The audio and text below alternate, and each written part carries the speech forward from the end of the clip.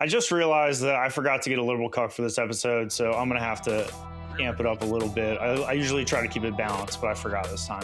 Okay, we're done with this. Now, you want peace or do you not want peace? Trump wants peace.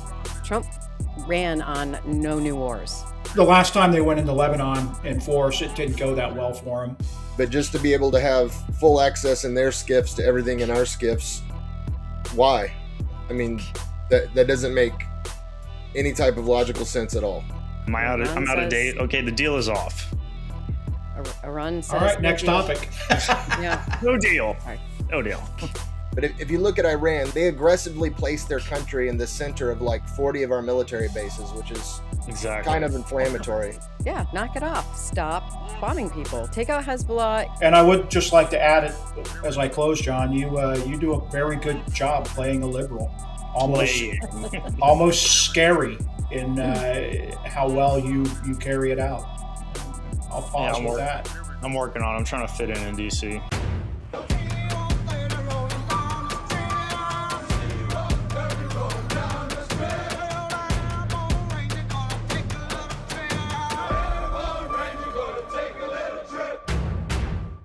Hi, everybody. This is John Koenig back for Real Veteran News 58 with three of my good military veteran friends here. We've got all 4 Army and 3 Rangers. So today we've got Marie Ballerini-Hunyon, Dr. Matt Tipton, and Ted Kennedy. So would you like to introduce yourself in that order, starting with Marie? Hi. Thanks for having me, John. I was a signal soldier, worked at Department of State, watched stupid people do stupid things on government computers for a little while. And I was a overpaid, glorified party planner for an embassy until COVID. Could we say the C word? I've been blocked from a couple of videos because of my passion for getting the truth out. But yeah, that's it for me. Thanks for having me, John. Okay, Matt.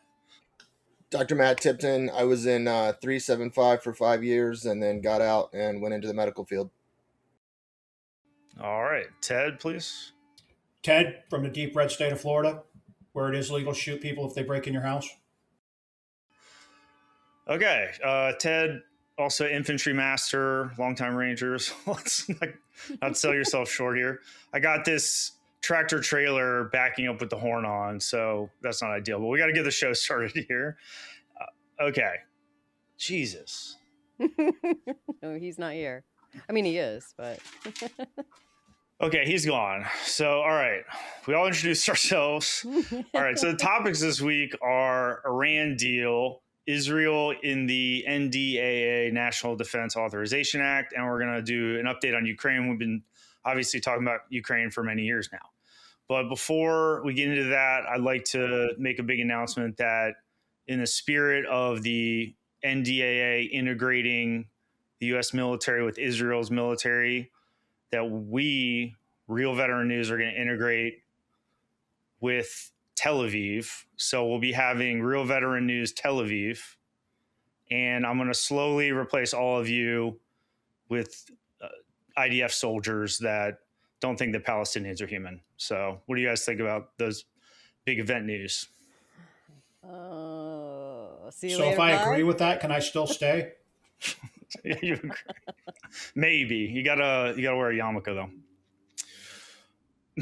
Okay, all right. Comedy's not hitting today. That's fine. So, getting into Iran, we got a deal that Trump signed. $300 billion, supposedly private fund investment plan to build infrastructure in Iran. They are promising not to do their nuclear weapons. They've got 60 days of the extended truce here to finalize the details. Trump signed the deal electronically on Sunday. Israel is still attacking Lebanon. As of about an hour ago, I heard that Iran says no deal until Israel stops bombing Lebanon. I thought it was still on. Nope. I'm out of date. Okay, the deal is off. Iran says all right, next topic. Yeah. No deal. Right. No deal. No soup for you. Yes. And I have to say that I agree with that. Knock You it off. agree with Knock no it deal? off.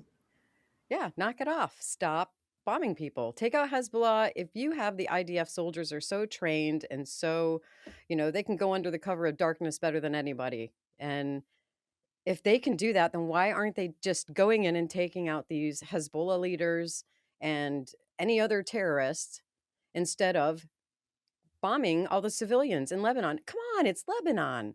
Stop the senseless killing. I'm not anti-Israel, but I am not pro-murder either.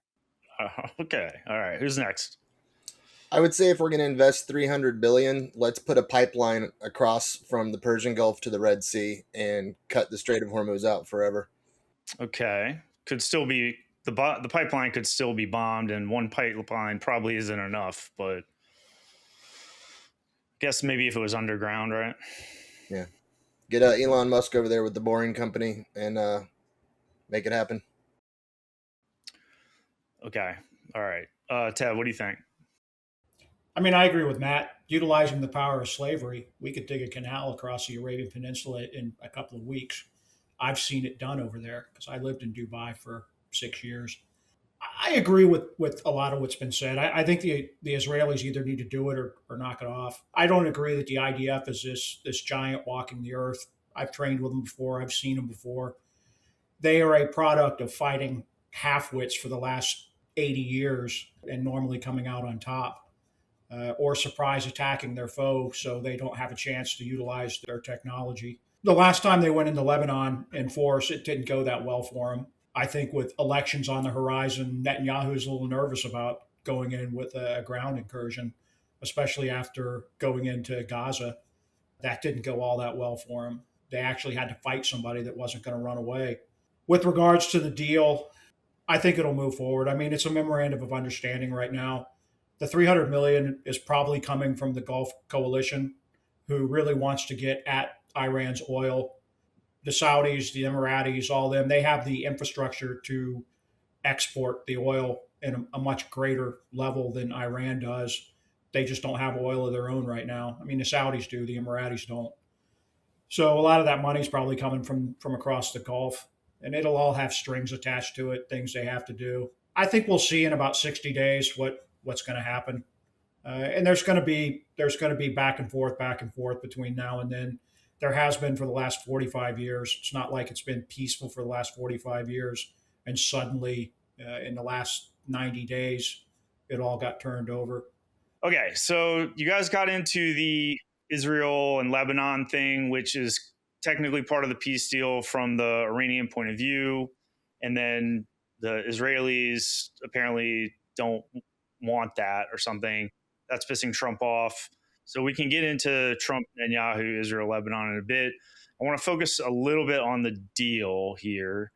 To clarify, what I read about was that the $300 billion is a private investment fund, and Trump is saying that it's not like tax dollars. So some of the money supposedly is coming from Asia. Supposedly Gulf states are not doing it. Some American companies are putting the money in. To me, it seems like the loans or the investments will be backed up by the federal government. So it's kind of a dance around, we're not giving them money. US government is not giving Iran money, which would be insane since we just spent money bombing them and then we give money to them to rebuild. It's crazy. I can't imagine a company giving loans to Iran, building infrastructure in Iran without some sort of guarantee from the US government that they'll get paid back. Because, I mean, Israel could just blow it up. Another war could start. Who knows, right? So it seems to me like Trump was playing games here to say, we're not giving them any money, but the people who do give them money will back you up. So in a way, we kind of are giving them money. I don't know. It depends on your perspective, I guess. What do you guys think about giving money to Iran in any way? I guess it was inevitable considering that we bombed all their shit out. What do you think about the $300 billion for Iran? Well, there's like a 14-point plan of this memorandum of understanding. It does say that the United States of America undertakes with regional partners to develop a definitive, mutually agreed plan with at least $300 billion of US dollars for reconstruction and economic development. We've been doing that, maybe not with Iran, but with Iraq and Afghanistan. That's the civil affairs part of the military. We go in, we rebuild the bridges and the schools and the water towers. So we've been doing it. And that's part of the war fund. We're not going to be paying the money according to Trump. We'll see. I can't say where it's going to come from because I can't predict the future, although I have a very good intuition. I don't think we are going to be giving them money. And, within that 60 days, we'll see what the final deal is. It remains to be seen. If the loans are made and then they don't get paid back, or the projects get bombed, and we are guaranteeing the loans, then that would come out of the U.S. Treasury. So we would be giving them money. I mean, right? But with regional partners, maybe the regional partners is where the money comes in, because they want the Strait of Hormuz opened up, and they're the ones that use it most, in the regional partners. They benefit from the strait being open the most. Yeah, but we're the suckers. So obviously it would be smart for them to get us to pay, back them up. Oh, absolutely. It would be smart. There's a lot of different factions to take into consideration. I don't think we're going to foot the bill entirely for this one. Hopefully not. We'll see. Oh, if I can add also, we are giving still, was it $38 million a week to ISIS, I believe. That's still in our budget. So maybe if we stop that, we can redirect those funds, to Americans first and foremost. Where was Doge on that one, you fucking idiots? Oh no, it was known. It was known. It's still known. Rubio has said something about it. It's ridiculous. I don't. Yeah, but all these Doge idiots have been running around DC firing black women for no reason, and then they don't touch the ISIS money. Like, they don't touch the Israel money. Like, they're firing black women for no reason. Yeah, that's all they did. Come on. They got rid of fraud, waste, and abuse. You mean, middle-class black women is what you're talking about, essentially, in Washington, D.C., yeah. We know. Fraud, waste, and abuse, got it. Yeah. But they left the ISIS money, and they left the Israel money, because that's important. Right now, John, do you want to go down that road with me, or what? Are we going down that road? You guys... I am in the deep red state of Florida now. Yeah, you guys... I'm trying to think of something to make fun of Florida about, but it'll come back to me. There's a lot of. I can help you with that one.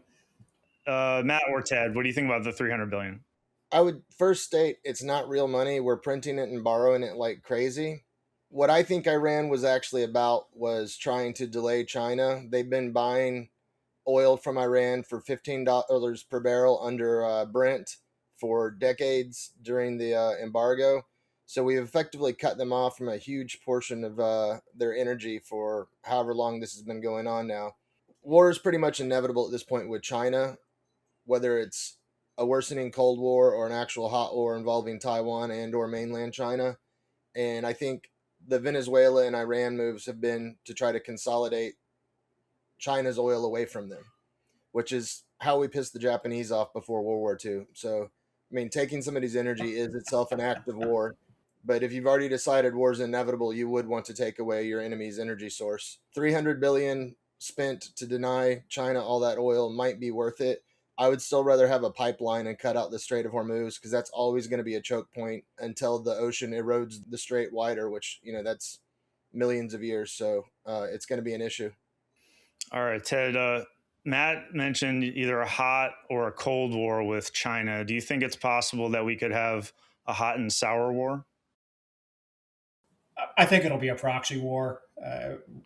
How soon we'll be toe-to-toe with the Chi-Coms, I don't know. I do know that the long-term plan from China was to take back the rogue province of Taiwan next year. There's only a couple of times during the year when the weather, tidal, all those things, the monsoon season allow for an invasion of Taiwan. If that were to take place, the Chinese government, the Chinese Communist Party, has kind of painted itself into a corner with threats and promises and all these things. And as the economic situation in China deteriorates, there's nothing better to distract the people from domestic problems than to start a war with somebody else. Not that the United States ever does that. Yeah, and the weaker Russia is, the weaker China is, the easier the road ahead is for us. I agree with Venezuela, with Iran, with some other things that are going on. Prolonging the war in Ukraine just bleeds Russia even more and removes them from the three powers, China, US, Russia, the three superpowers that are going farther into this century. Anyway, my last thought on that is giving money to ISIS, Iran, North Korea. I would prefer to do that versus giving it to Minnesota. Okay. I thought we were shitting on California. Florida. Minnesota. Okay. We have the Israel going into Lebanon. Marie said, why can't they kill the terrorists without killing all of the people and blowing up their homes and bulldozing their homes? Because they're not going for terrorists. They just want the land, obviously. I know. And I then know. Ted said that they had trouble with Hezbollah, and they have had trouble with Hezbollah over the years going up in there. It's not as easy for them as Gaza, West Bank, or whatever.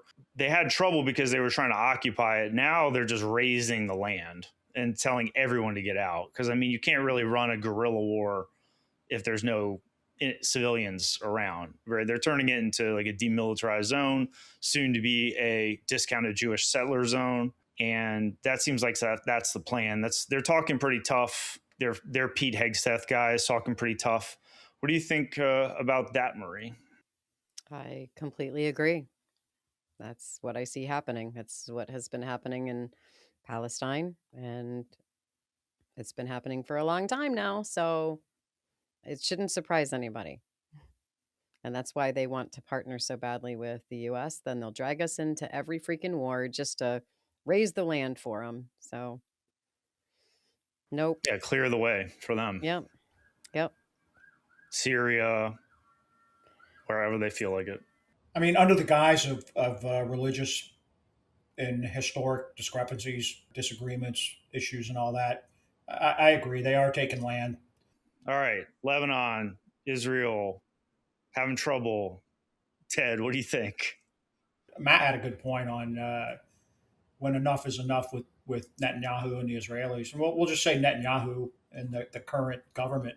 I think Netanyahu's domestically in a situation where he needs to stay at war, or he's going to face criminal and civil charges inside of Israel for some of the things that have happened over the years, both with money and war crimes. So there's a bit of a perverse incentive for him to keep escalating and not take a deal. And I was saying at some point, if your buddy always gets in a bar fight every time you go to the bar, you quit going because you don't want to have to fight his stupid, pointless fights with him. The American public's largely uneducated about domestic policy in Israel, and the Christian right has some loyalty to Israel no matter what, no matter how ridiculous they go. And Raytheon and Boeing and all them want us to be spending all this money because it's good for their bottom lines. There's a lot of perverse incentives of why we're still at war. I've said what I think about it a couple times on the show, and I pretty much just said, they're trying to take the land.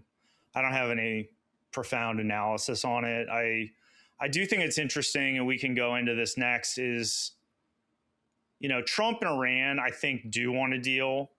Iran is carrying this rider about Hezbollah and Israel, and Trump essentially has agreed to that. Was like, I don't care about, Trump doesn't give a shit about Hezbollah. So he threw that into the deal. He wants his deal. Netanyahu's attacking the next day. Israeli Pete Hegseth is talking shit about Donald Trump. JD Vance is telling him not to talk shit about Donald Trump. Iran is driving this wedge in between the Trump guys and Israel, I think, rather successfully right now. The Israelis don't want to back down. They seem to want to continue doing what they're doing. So in order for Trump to finish his deal, he's going to have to deal with Netanyahu and subjugate him, which he's buck wild right now. I don't know if that's politically possible. Trump could probably do it if he really wanted to, but he's got Kushner, he's got Witkoff, he's got the Adelsons and his other mega donors that are in his ear constantly, probably. So what do you guys think about Trump versus Netanyahu, and if Trump can change the dynamic with Israel? I'll go off of what Matt said last. You get into a bar fight with your friend who's always starting the bar fights. You get tired of their stuff. And I think that's where DJT is right now. He's like, enough. You need to Put your dick away. Okay? We're done with this. Now, you want peace or do you not want peace? Trump wants peace. Trump ran on no new wars. He does not want to be at war with anybody. There is the benefit of the straight. He's got a lot of people in his ear, and we obviously know that Israel has a lot of their hands are in everything. They are an ally. We don't want to cut off, we do want to cut off some fingers, but maybe not the whole hand. Well, I mean, we want them as an ally because that is prime real estate in the Middle East. We absolutely want to keep our allies happy. I do think that Trump is getting tired of it, and he's telling Bibi, look, we're done. And Bibi's the one. It's not Israel per se or the entirety of the Israeli government. He's the talking piece. He's the prime minister. He's the one that people are going after because he's the one that, well, he's the one who gives the word and goes back on his word all the time. And he's the one who keeps getting us into, first it's Iran, and then it's Palestine, and back to Iran, and then up to Lebanon. And he's doing crap in Syria. And we know the whole entire Levant has issues with previous administrations as well. Monies that were given to them on freaking pallets without anyone knowing about it on the last day of Obama's term, $1.7 billion. Trump's just signed a $300 billion deal with them. You're complaining about the Obama deal? It's not cash. And we don't know that the U.S. is come paying on. it because of the regional Where's their partners. own money? Where's Trump Anyway. going to get $300 billion? He Taxpayers? says it's coming from these private companies. And Hopefully it is. yeah, he's taking it out of veterans' benefits. No, he's not going to do that. But you know, watch your freaking Vanguards and BlackRock stocks and mutual funds, guys, because you know it's always a scary thing. Don't put all eggs in one basket. Okay. I just realized that I forgot to get a liberal cuck for this episode, so I'm going to have to amp it up a little bit. I usually try to keep it balanced, but I forgot this time. So I just wanted my good three friends here. I haven't been on a little while. All right, so we're still talking about Trump and Netanyahu. What do you think, Matt? I would look at the amount of our congressmen and senators and presidential candidates on both sides that take large amounts of money from Israel. I would ask what percentage of Democrats and Republicans also get large amounts of money from the major defense contractors. We play domestically like we're arguing over trans rights and gun control and all this little stuff. Most of the power players in Washington are taking money from Israel and the arms dealers. The fact that we keep ending up at war is fairly interesting when you look at it that way. But if you look at Iran, they aggressively place their country in the center of like 40 of our military bases, which is exactly kind of inflammatory. So, you know, they get what comes to them, right? Exactly. Ted, what do you think about it, the politics? I think I'm going to have to kind of lean back and say, let's see what happens in 60 days. Everything right now is focused on November, in my opinion. So 60 days from now puts us into the late summer. We'll say, September-ish. That's really when it's going to get hot and heavy for midterms. To have a deal by then, gas prices low, cost of living coming down, you know, everybody's holding hands and singing Kumbaya except California. And that looks good for midterms. I think Netanyahu can screw that up. I can't necessarily blame him completely for it with the track record.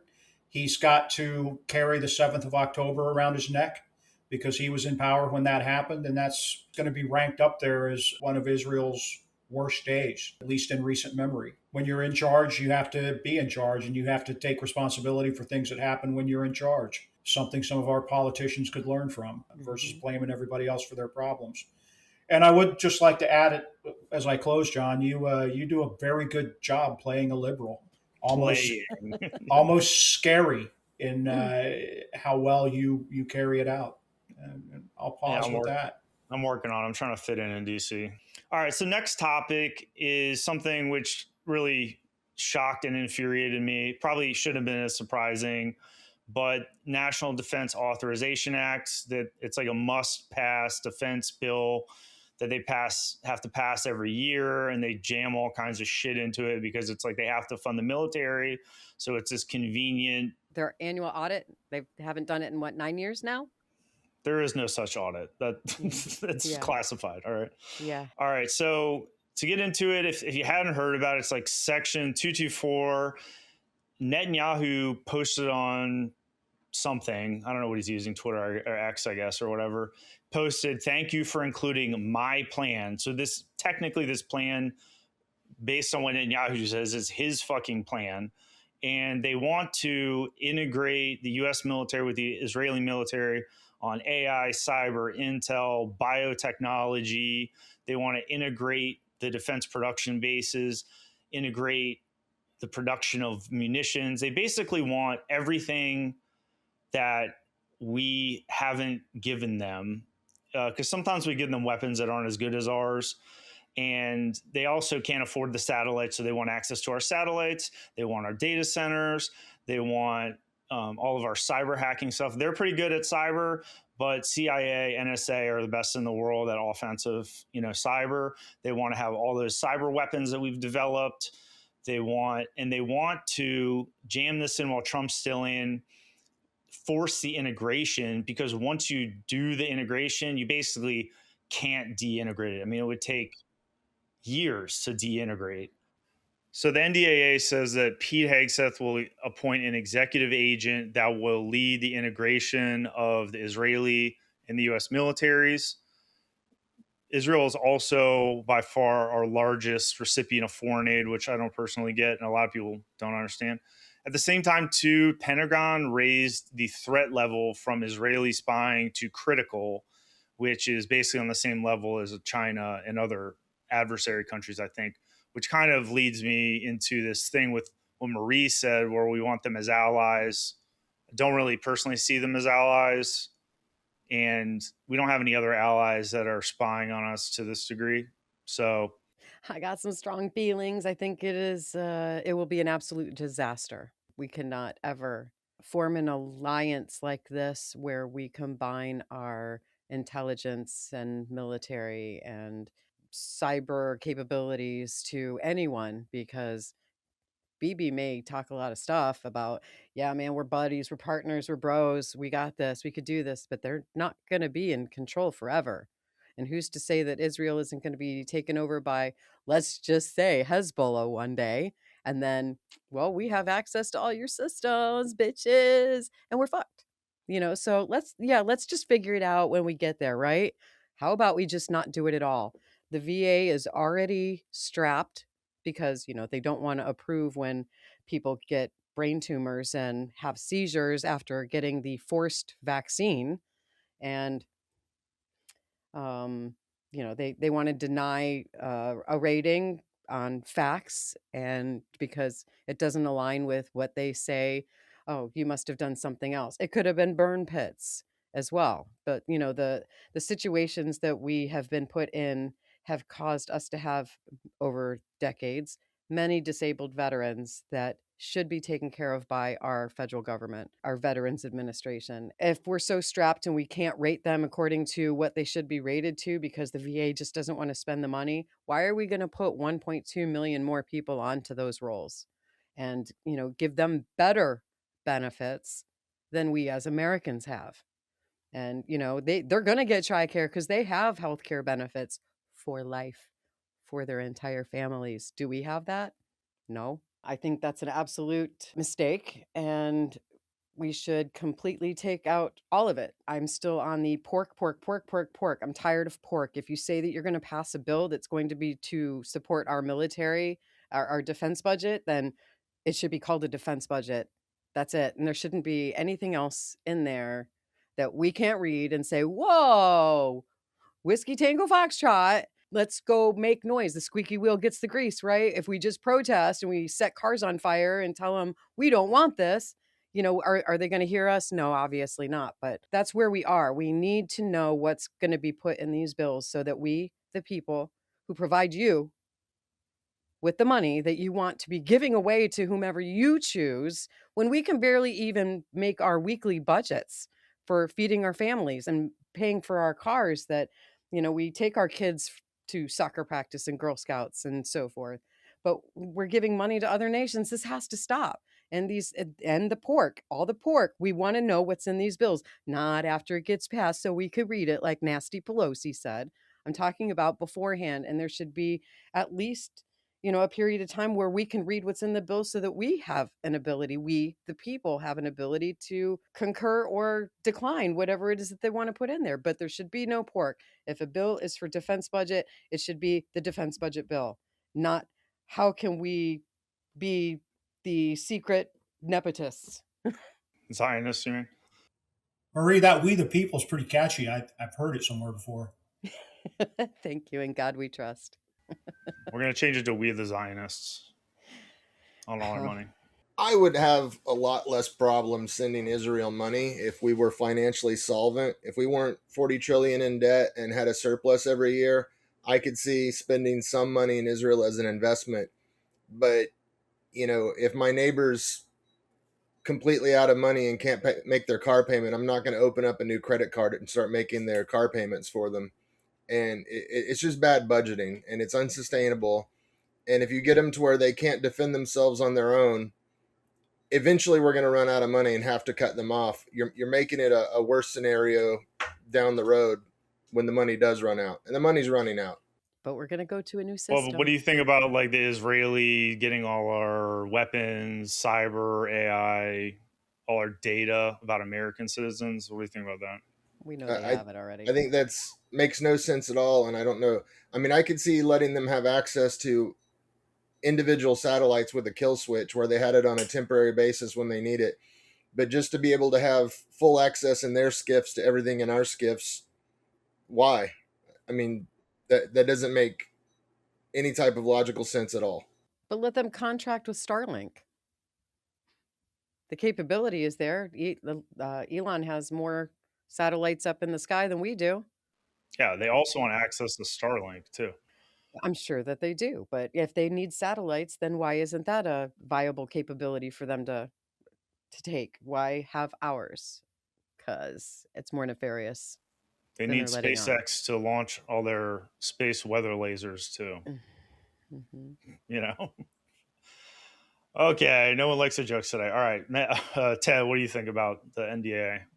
I mean, I think it's pretty well a done deal. It's going to go forward, whether it's a good idea or not. We've been in bed with the Israelis basically since 1948, for better or for worse. What goes on below that line of visibility with covert operations in that region and globally, for that matter, I don't know. I mean, it's one of those 800-page reports that would take me 6 months to read and then form an opinion on. I think it's going to go forward whether the American people like it or not. They'll be able to speak in November this year and 2 years out. Mm-hmm. There are pros to it with defending the Arabian Peninsula and the oil fields there. They haven't exactly done a great job here recently, but the way ahead may be we have less of a presence in that region, and we have to do less in that region to protect the Arabs who have the oil. With a return to the Abraham Accords, there are IDF units in the UAE right now defending Dubai and Abu Dhabi. Nobody wants to talk about that. With the sharing of technology, again, it's going to happen anyway because the military industrial complex wants that money. We give them $300 billion, and our defense industry gets most of it back through arms sales. That's just how the game is played. You're right. You're right. Well, they're not. The Israelis in the Gulf are not defending the Arabs. They're just doing anything they can to butt fuck the Iranians since they're public enemy number one. Yeah, the enemy of my enemy. But I mean, when David Sling is present in Saudi Arabia and the UAE, Qatar, Iron Dome, that's defending them. It's cheaper than Patriots, contrary to probably what most people would understand. Those things take a long time to make and they cost a lot of money. I'm guessing the air defense systems in that region are pretty low on missiles. And I don't think the Iranians are really low on Shahed drones right now, which is probably why we don't want to go back to a full blown war, because the next round is going to take out water purification plants, nuclear power plants, things of that nature on the other side of the Gulf. Mm-hmm. And then it's going to get real ugly over there. And it ain't going to be over before November elections. And then after November elections, it's going to be over for the GOP, because I think that would cause a loss of the Senate and probably a more lopsided standing across the other side. But that's just Ted's take on it. We'll see. We'll see what happens. If we're back to Iran, the Iranians are in a much better position than they were in before. We've totally lost the threat of force. I mean, because Trump or any president is not going to go back to this, oh, let's attack Iran, because they know exactly what's going to happen. And then the Iranians know that that what's going to happen, you're not going to do it.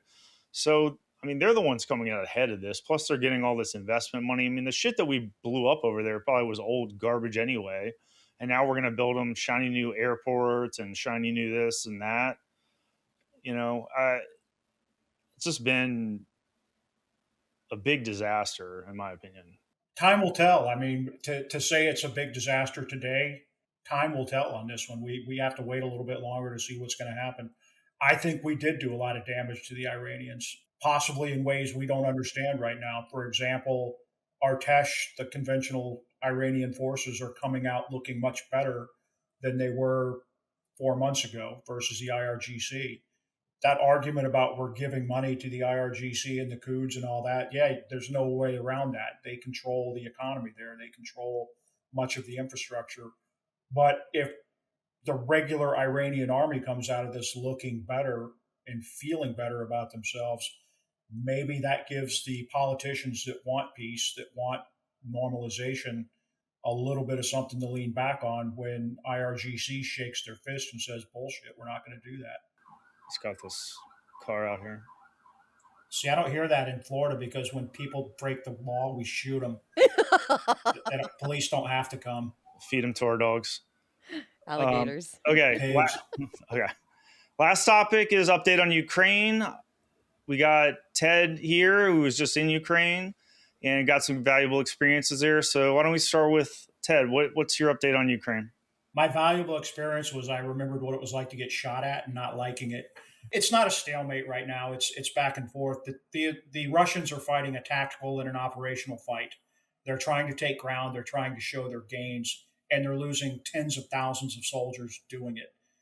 The Ukrainians are fighting a more strategic battle. They're hitting Russia where it hurts economically through their fuel. So refineries, oil transfer, really the petroleum industry, and their strategic projection capabilities. So knocking out bombers, capital ships, things of that nature. The Ukrainians are targeting the Shadow Fleet, which is where the Russians are getting a lot of the money to finance the war. But the Ukrainians know, and I talked to a lot of Ukrainians that said, look, this is an industrial war that we can't win at an industrial level. The Russians can manufacture much, much larger quantities of supplies and things of that nature than the Ukrainians can, even than NATO can. And let's face it, NATO's not exactly shining right now with support to Ukraine. They like to think they are, but they're still buying more oil and natural gas from the Russians than they're supplying funding to the Ukrainians. So it's just going to go on. At the end of this summer, I think the Russians are going to be in a better position than they are right now.